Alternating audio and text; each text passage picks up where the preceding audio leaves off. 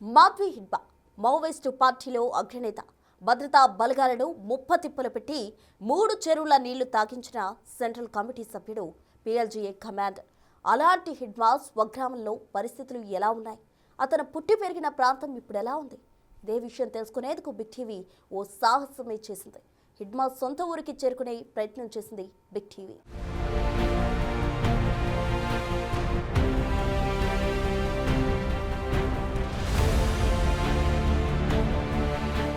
పూవర్తి హిడ్మా స్వగ్రామం. ఇది ఉన్నది ఛత్తీస్గఢ్ రాష్ట్రంలోని సుక్మా జిల్లాలో. కానీ ఇక్కడకు చేరుకోవటానికి బిగ్ టీవీ ఓ సాహసమే చేసింది.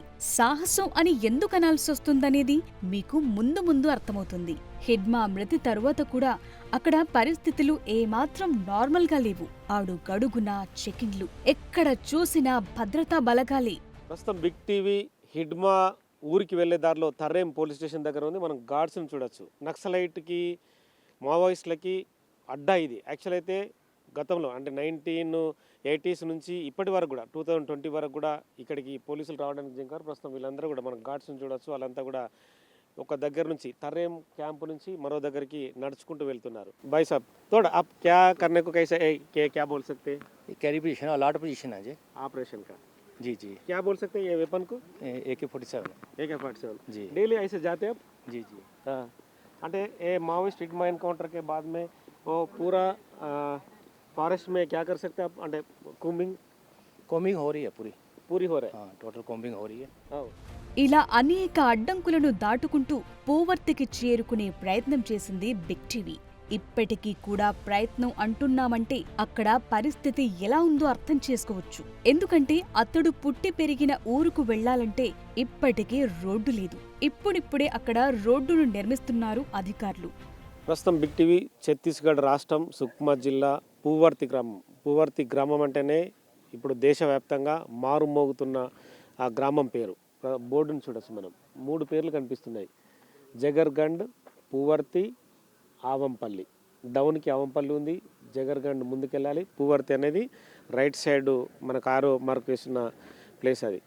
అక్కడ మనకు కనిపిస్తున్న డంపర్లని చూడొచ్చు, పక్కనే ప్రొక్లైనర్లు, ఆ పక్కనే ఇక్కడ నిర్మాణం చేసుకోవడం కోసం కావచ్చు, ఇక్కడ రోడ్లు వేయడం కోసం. హిడ్మా సొంత గ్రామానికి ఇక్కడ నుంచి ఛత్తీస్గఢ్ స్టేట్ గవర్నమెంట్ కంప్లీట్గా ఎండ్ విలేజ్ అనేది హిడ్మాదే.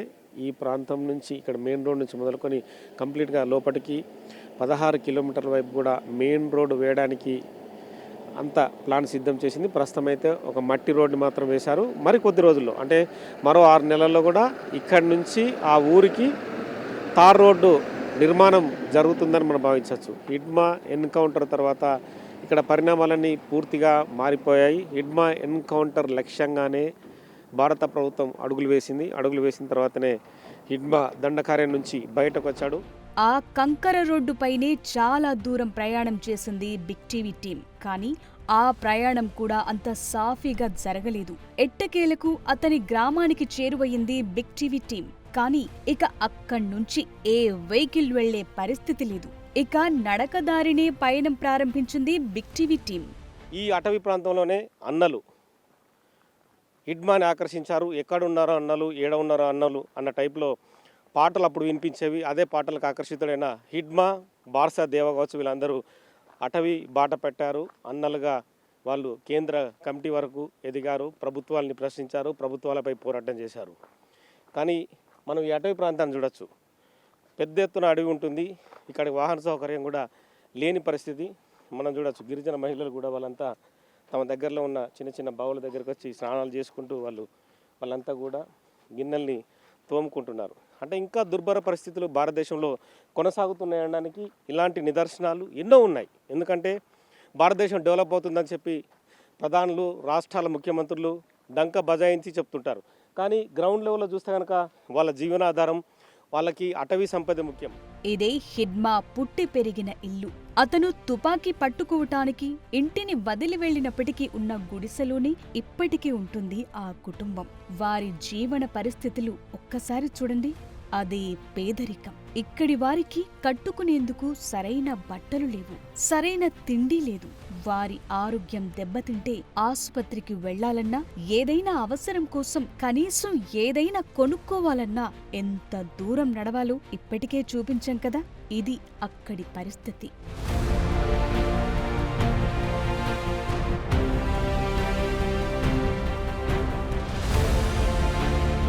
హిడ్మాను తలచుకుని ఆ తల్లి కన్నీరు మున్నీరవుతోంది.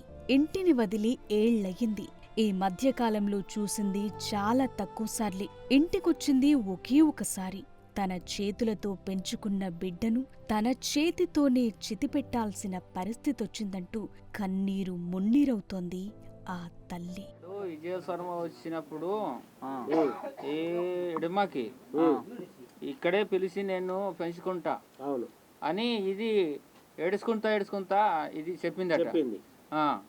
ఇక్కడే వచ్చి బతకండి, భూమి ఉంది, నీళ్ళు ఉంది, కానీ అడవిలో ఎంత తిప్పలు పడుకుంటా, ఎందుకు వానల నానుతా, దారిలో ఇప్పుడు మంచిగా లేదు అని ఏడుచుకుంటూ నేను చెప్పిన ఆ మాట నేను తప్పనిసరి చెప్తూనే ఉన్నా.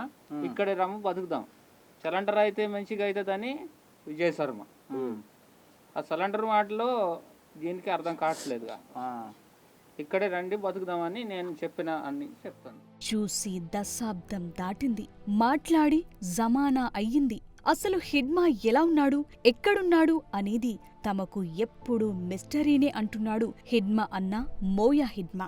అందరికీ హీరో కావచ్చు, కానీ తమ కుటుంబానికి అతను చేసిందేమీ లేదని చెప్తున్నాడతను. మన ఈ మధ్య deputy CM home minister Vijay Sharma వచ్చాడు కదా, వీళ్ళ కుటుంబ సభ్యులకు ఏమని చెప్పాడు? ఇలే నిమ్మ అంటే నువ్వు విజయ్ శర్మలో హోమ్ కేంద్ర మంత్రి వాసమత్తారు కదరా, ఓర్ బాతకెత్తారు మీ కుటుంబంకి, నువ్వు బెసర్ సాయితకి ఇతను ఇస్తారా, బాతకి ఇతను ఇస్తారా, ఇసుంతది ఇతను మీ కుటుంబంతే విడమాకి నువ్వు వింగకి ముట్టు బాత ఎంజోకెత్తారో బాత ఎంజోకేసి అది వెంట కనకల్లా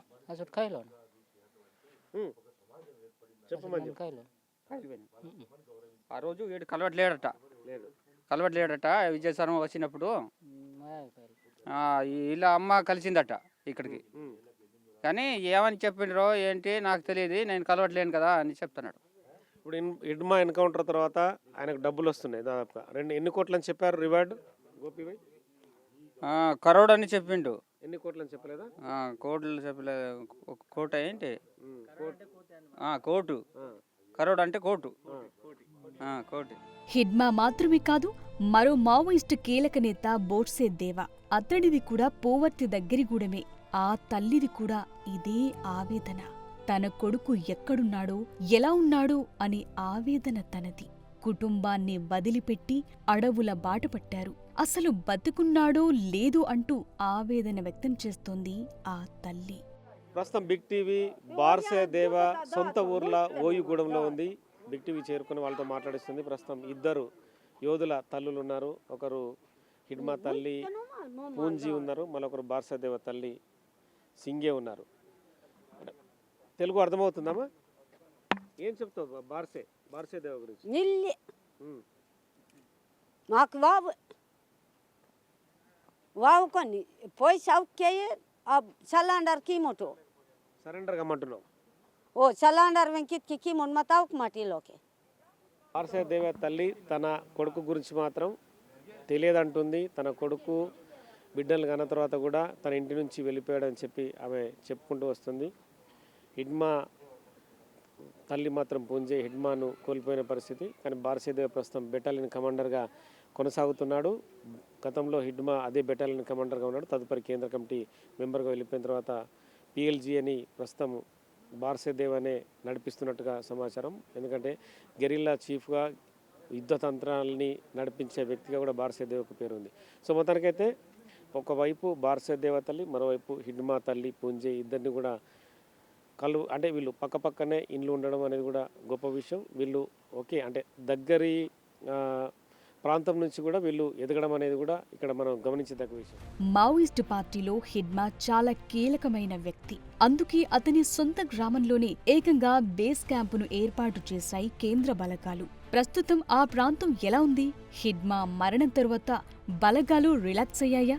ఈ ప్రశ్నలకు సమాధానాలు వెతికే ప్రయత్నం చేసింది బిగ్ టీవీ టీం. ఎన్కౌంటర్ గురైన మావోయిస్ట్ హిడ్మా సొంత గ్రామంలో సంవత్సరం క్రితమే పెద్ద బేస్ క్యాంప్ని సిఆర్పిఎఫ్ నిర్మించింది. ప్రస్తుతం బేస్ క్యాంప్ దగ్గర బిగ్ టీవీ ఉంది. FOB పూవర్తి అని చెప్పి B&G 150 BN అని చెప్పి బెటాలియన్ అని చెప్పి మనకు క్లియర్గా బోర్డు కనిపిస్తుంది. సో మొత్తం ఈ ప్రాంతం అంతా సిఆర్పిఎఫ్ ఆధీనంలో ఉంది. పక్కనే భారీ టవర్ నిర్మించింది. తమకు సెల్ ఫోన్ నెట్వర్క్ రావడం కోసం, అలాగే సిగ్నలింగ్ వ్యవస్థను ఏర్పాటు చేసుకోవడం కోసం భారీ టవర్ కూడా మనకు కనిపిస్తుంది. సో మొత్తానికైతే 4 దశాబ్దాల కాలం నుంచి పోలీసులు అడుగుపెట్టని ప్రాంతంలో కేంద్ర బలగాలు వచ్చిన తర్వాత ఈ ప్రాంతంలో మొదట బేస్ క్యాంప్ నిర్మించాయి. 1 సంవత్సరం కాలం లోపలనే హిడ్మా ఎన్కౌంటర్కి గురయ్యడానికి ఖచ్చితంగా అర్థమవుతుంది. పక్కనే ఈ చుట్టుపక్కల గ్రామంలో అంటే ఓయుగూడెం కావచ్చు, పూవర్తి కావచ్చు, మిగతా గొల్లకొండ కావచ్చు, ఆ ప్రాంతాలన్నీ ఉన్న పిల్లలందరికీ కూడా చదువుకోవడం కోసం ఇక్కడ ఒక చిన్న స్కూల్ని కూడా ఏర్పాటు చేశారు. ఆ స్కూల్లో చదువుకోవడం కోసం కూడా ఏర్పాట్లు చేశారు.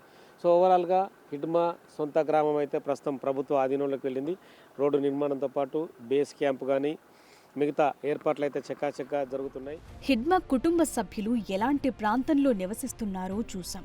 అది ఎంతటి మారుమూల ప్రాంతమో కూడా చూసాం. ఇలాంటి ప్రాంతంలో జరిగిన హిడ్మా అంత్యక్రియలకు కూడా భారీ సంఖ్యలో జనాలు తరలివచ్చారు. వారంతా కూడా చుట్టుపక్కల ఉన్న గూడెంలకు చెందిన ప్రజలే. జనాలు బాగానే హాజరయ్యారా? జనాలంటే బాగానే ఒక 300-400 దాకా జనాలు హాజరయ్యారు. ఓకే. ఇప్పుడు వాళ్ళ తల్లి, వాళ్ళ కుటుంబ సభ్యులు అందరూ వచ్చారా? వచ్చారు, అందరూ కుటుంబం అందరు వచ్చారు. తల్లి వచ్చింది, కొడుకు వచ్చారు, అక్క చెల్లెలు మొత్తం వచ్చి బాగా ఏడిసి వాళ్ళకి అందుకున్నారు. పోలీసులు మిగతా చాలా మంది రానివ్వలేదు ఇక్కడికి. చాలా మంది వచ్చారు పోలీసులు డ్యూటీల గురించి వచ్చి ఏం చెప్పట్లేదులే కానీ ఇక్కడ చూసి మళ్ళీ నిప్పు పెట్టేదాకా ఇక్కడే ఉన్నారు. ఇక్కడ ఉండి నిప్పు పెట్టిన తర్వాత వెళ్ళిపోయారు. సో మొత్తానికైతే హిడ్మా కుటుంబ సభ్యుడు హిడ్మా బావ గోపి చెప్తున్న వివరాలు ఇవి. మొత్తానికైతే హిడ్మా మారేడుమిల్లి ఎన్కౌంటర్ తర్వాత తన సొంత గ్రామానికే మృతదేహాన్ని వాళ్ళ కుటుంబ సభ్యులకు అప్పగించి మిగతా కర్మకాండలు కానీ ఖనన వ్యవహారాలన్నీ చేశారు. అదే నంబలకేశ్వరరావు శ్రీకాకుళం జిల్లాకు చెందిన వ్యక్తి, మావోయిస్టు చీఫ్గా, మావోయిస్టు జనరల్ సెక్రటరీగా ఉన్న నంబలకేశ్వరరావు ఎన్కౌంటర్ అయితే మాత్రం ఆ డెడ్ బాడీని వాళ్ళ కుటుంబ సభ్యులకు అప్పచెప్పకుండా అక్కడే ఎక్కడైతే ఎన్కౌంటర్ జరిగిందో ఎన్కౌంటర్ ప్లేస్లోనే మృతదేహాన్ని ఖననం చేశారు. కుటుంబ సభ్యుల్ని కనీసం ఆ ఖననం చేసే ప్లేస్కి కూడా పోలీసులు ఎవరిని అలౌ చేయలేదు. కానీ మారుతున్న పరిస్థితుల కొద్దీ అంటే పోలీసులు కూడా ఈ వ్యవహారాన్ని తమకు కూడా అనుకూలంగా మార్చుకోవాలన్నది భావన కావచ్చు. మొత్తానికైతే హిడ్మాకు సంబంధించిన మృతదేహాన్ని కూడా పూవర్తిలో ఉన్న తన తల్లి పూంజు, అలాగే తన బావ గోపి కావచ్చు, మిగతా మోయా హిడ్మా తన అన్న కావచ్చు, మిగతా కుటుంబ సభ్యులు అందరినీ చూసే విధంగా ఉంచి హిడ్మా అనే నినాదాలు పెద్ద ఎత్తున చేసుకుంటూ హిడ్మా వర్ధిల్లాలని చెప్పి కూడా చాలామంది ఆ ఖననం జరిగే రోజు మృతదేహాన్ని పూవర్తి ఇంటి దగ్గర నుంచి తీసుకొచ్చే రోజు కూడా మనం ఆ వీడియోలో చూసాం. ప్రతి ఒక్కరు కూడా హిడ్మా వర్ధిల్లాలి, హిడ్మా హీరో అంటూ కూడా వాళ్ళు చూసా. ఇక్కడ మనకు చాలా నినాదాలు, శబ్దాలు వినిపించాయి. ఇదే ప్రాంతం నుంచి కూడా హిడ్మా తల్లి కూడా పరిగెత్తుకుంటూ తన కొడుకు చివరి చూపుని కూడా మళ్ళీ ఇక్కడ చూసుకుంటూ ఏడ్చిన పరిస్థితి. అసలు ఈ ప్రాంతం ఎందుకు అభివృద్ధికి నోచుకోలేదు? మావోయిస్టుల వల్లే ఈ ప్రాంతం అభివృద్ధి చెందలేదన్నది ప్రభుత్వాలు చెప్పే మాట కాదు. అభివృద్ధి లేదు కాబట్టే మావోయిస్టుల్లో చేరాల్సి వస్తుందనేది అక్కడి ప్రజల మాట. కానీ వాస్తవ పరిస్థితులు ఎలా ఉన్నాయో కళ్లకు కట్టినట్టు చూపించే ప్రయత్నం చేసింది బిగ్ టీవీ టీం. ప్రభుత్వాలు గొప్పలు చెప్పుకోవడానికే పనికొస్తాయా? అవును, నిజమే. ప్రస్తుతం మనము హిడ్మా బార్సదేవ ఉన్న సొంత ఊర్లో ఓయుపారలో ఉన్నాం. ఓయుగూడెం అంటారు. ఇక్కడ చూడొచ్చు చిన్నపిల్లలు, వాళ్ళ కుటుంబ సభ్యులు, వాళ్ళందరినీ చూస్తే కనీసం బట్టలు లేని స్థితి. ఎందుకంటే ఇటువంటి వాళ్ళని చూస్తే ప్రతి మనిషికి, మానవతావాదికి దుఃఖం వస్తుంది. వీళ్ళందరూ ఇక్కడ నుంచి బయట మెయిన్ రోడ్డుకు వెళ్ళాలన్నా, పట్టణ ప్రాంతానికి వెళ్ళి వాళ్ళు ఏమైనా తెచ్చుకోవాలన్నా కూడా కాలినడకన వెళ్ళాలి, కాలినడకన రావాలి. ఇప్పుడు హైదరాబాద్ నుంచి ఇక్కడ వచ్చి నేను రిపోర్టింగ్ చేస్తున్నా, కానీ 7 కిలోమీటర్లు 8 కిలోమీటర్లు నడుచుకుంటూ వచ్చాను, మళ్ళీ నడుచుకుంటూ వెళ్ళాలి. కేవలం ఇది నడవడానికి నాకు దుఃఖం పొంగుకొస్తుంది. కానీ వాళ్ళు ఎవ్రీడే ప్రతిరోజు నడవాలి, ప్రతి గంట నడవాలి, వాళ్ళకి ఏ అవసరం ఉన్నా తెచ్చుకోవాలి. మావి హిడ్మా అలియాస్ హిడ్మన్న, ఏదైనా సరే ఏ పేరు చెప్పినా కూడా హిడ్మాను కన్నా తల్లి గొప్పదనేది కూడా చాలామంది ప్రజా సంఘాలు కావచ్చు, హిడ్మాని ప్రేమించే చాలా హృదయాలు కావచ్చు, లక్షల్లో మాత్రం ఇప్పటికైతే సోషల్ మీడియా వేదికగా హిడ్మా తల్లిని పొగుడుతూనే ఉన్నాయి. కానీ సమాజంలో ఖచ్చితంగా మార్పు రావాల్సిన అవసరం ఇప్పటికైనా కనిపిస్తుంది. ప్రభుత్వాలు ఖచ్చితంగా ఆలోచించాలి. కొంతమంది వచ్చిన మీడియా మిత్రులు చెప్తున్నారు, ఇప్పటికీ అమ్మాయి కనీసం తను ఒంటిపైన షర్టు అంటే బట్టలు ధరించలేదని చెప్తున్నారు. ఇక్కడ అందరిని చూడొచ్చు, తల్లుల్ని చూడొచ్చు, ఆ తల్లులు కన్నా బిడ్డలను చూడొచ్చు, వాళ్ళకి సంబంధించిన చిన్న చిన్న పాపలను అందరినీ చూడొచ్చు. వాళ్ళు కనీసం ఇప్పుడు చూడండి, మామూలుగా మన ఇంట్లో ఆడవాళ్ళు చీరలు లేకుంటే బయటకు కట్టుకొని తిరగలేని పరిస్థితి. వాళ్ళందరూ చూడండి, మన ఇంట్లో మగవాళ్ళు కట్టుకునే లుంగీలు, లేదంటే వాళ్ళు మనం రెగ్యులర్గా స్నానం చేస్తే తుడుచుకునే టవల్స్ కట్టుకొని వాళ్ళ దీనస్థితిని మనం కళ్ళ నిండుగా చూడొచ్చు. అవి కూడా సరిగా ఉన్నాయంటే సరిగా లేవు, మాసిపోయి ఉన్నాయి.